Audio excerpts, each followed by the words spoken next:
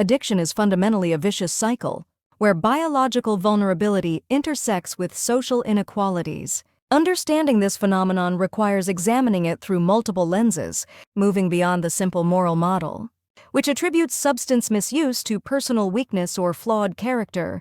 1. The neurobiological and behavioral core. At its core, addiction is a process driven by psychoactive drugs such as opioids, depressants, stimulants, and hallucinogens that hijack the brain's reward system. These drugs cause dopamine levels to rise unnaturally, altering motivation, memory, and reward pathways. As the brain adapts, tolerance develops, requiring more of the drug for the same effect. Cessation leads to withdrawal reactions, physical and emotional. Discomfort, while the hallmark of the disorder, remains the compulsive behavior of use despite negative consequences. The disease model offers a more compassionate framework, arguing that addiction is a chronic medical condition requiring long-term care. 2. Sociological factors and environmental risk. The sociological model emphasizes that social context is critical. Poverty, for example, increases stress, isolation, and instability, heightening vulnerability to substance use.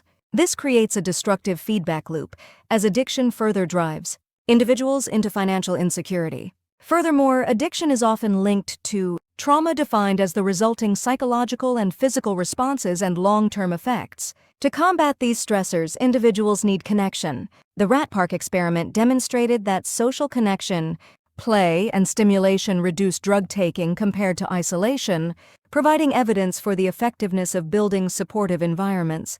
Feminist counseling principles reinforce this by seeking shared power, empowerment, and understanding how personal issues connect to social inequalities. 3. Pathways to recovery and prevention. Recovery focuses on replacing destructive patterns with healthy skills and establishing strong connections. DBT dialectical behavior. Therapy helps with addiction by combining acceptance with behavior, change, and teaching coping skills. Generally, behavioral treatment teaches skills like problem solving, emotional regulation, stress management, communication skills, and vocational abilities. Support outside of clinical settings is also crucial.